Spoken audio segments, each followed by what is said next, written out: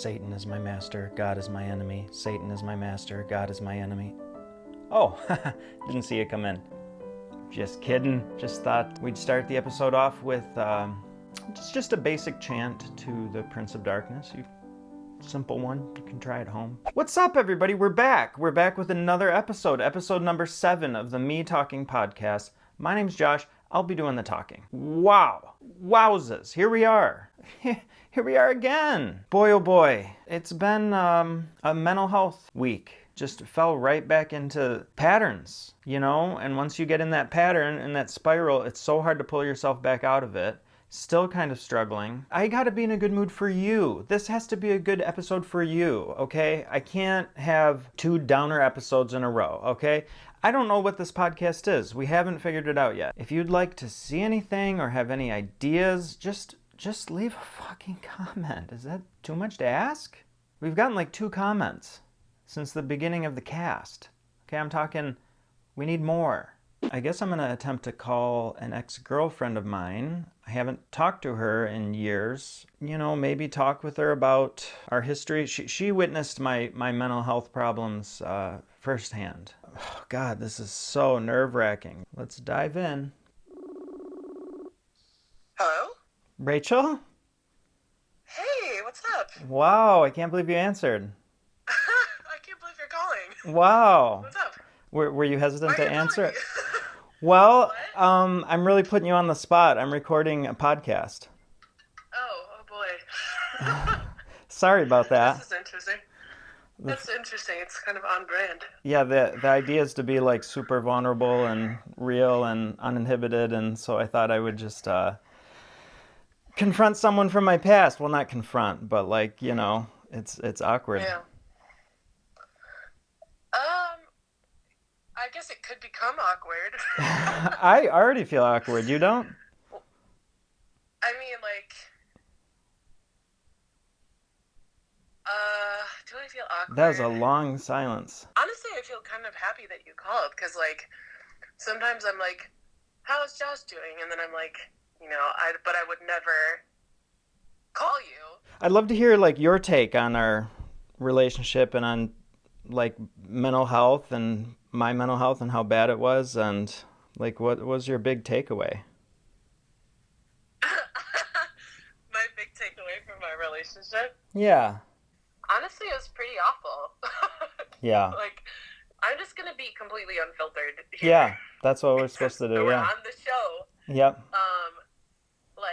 You were dealing with some kind of mental health crisis for the entire time that we were dating, and I was trying to help you.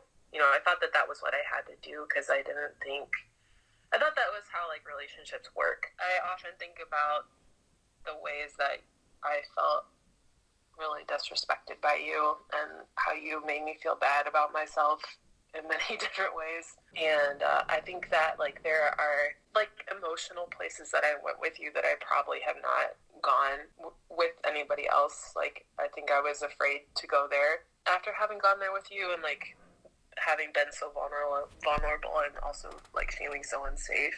So I had a lot of healing to do, to be able to get to the point where I could open up to somebody like that again. And I think I'm there. Does that answer your question? Yeah, that was great. Thanks. Man, Rachel, I'm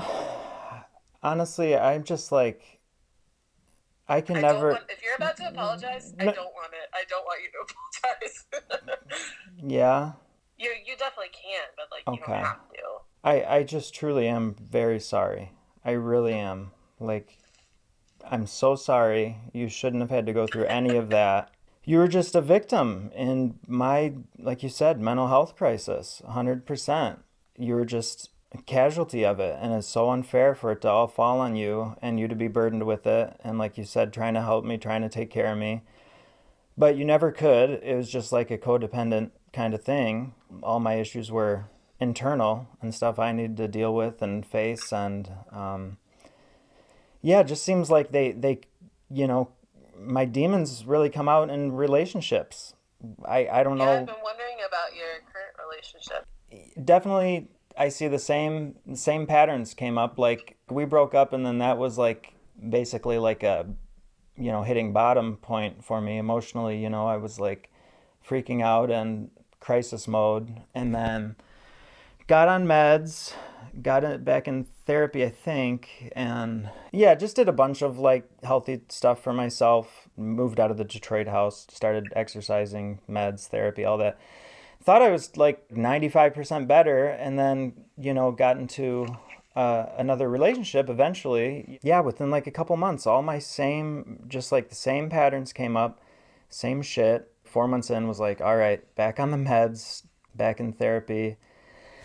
And then I just like worked super, super hard at it. And I'm probably 95% better from where I was. But yes, even with that big of a leap, it's still like, lots of mental health stuff still coming up for me. And it's just really hard to break those patterns. Sometimes like you would get kind of like so overwhelmed that you would melt down. Like you'd have like a meltdown. Okay, because we're doing this for the show. I'll just tell this story.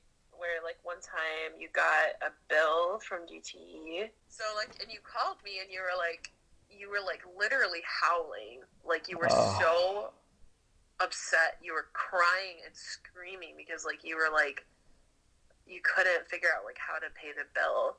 Like on the phone website. System or the website. Okay. Yeah. And it's just like you had gotten like so there was like that was like one example. Like there were like many times when like there was something that was like seemingly kind of minor, but it would be so overwhelming that it would like your nervous system would become like completely overloaded and you would just melt down. I just look back and I think, how could I have been so crazy? I feel so bad. Why did I put her through that? And of course, yeah, like you said, when I think of the Detroit house, I just constantly refer to the Detroit years as like a nightmare.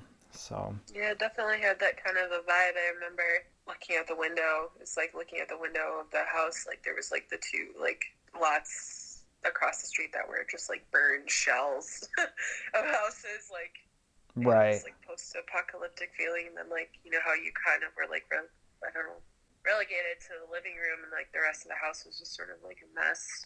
Right. Do you feel like did you love me when we were together? Like yeah, again, I think all of my issues weren't like a reflection of like me not loving you, and like definitely never had any kind of malicious intent or anything.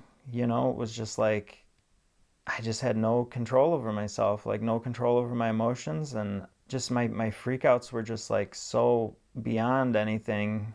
Yeah, you really went through the worst of it. It's just, I'm sorry, Rachel. I really am. Yeah, but I'm okay. Yeah. I appreciate it. I'm thankful that you care and that you feel sorry, but it's okay. I don't want you to feel bad. Thanks so much. Thanks for talking. Thanks, you too. Yeah. I'll talk to you in the future. Bye. Oh, boy, that was intense. Going through my past, I mean, you heard the whole thing. You know how it was. Really digging up the past, really having to face my demons was difficult. It's like painful to hear because I was horrible. I was just horribly unhealthy and just a total mess and a nightmare to be with. So I'm sorry again, Rachel. Thanks everybody for watching. Hopefully that I feel good about the episode. I mean, how do you feel? I feel it's not edited yet, but I feel like we got some content there. Hopefully it was at least engaging and at the very least cringy. Thanks again for watching. This has been episode 7 of the Me Talking podcast. Maybe we'll think of a better sign off next week.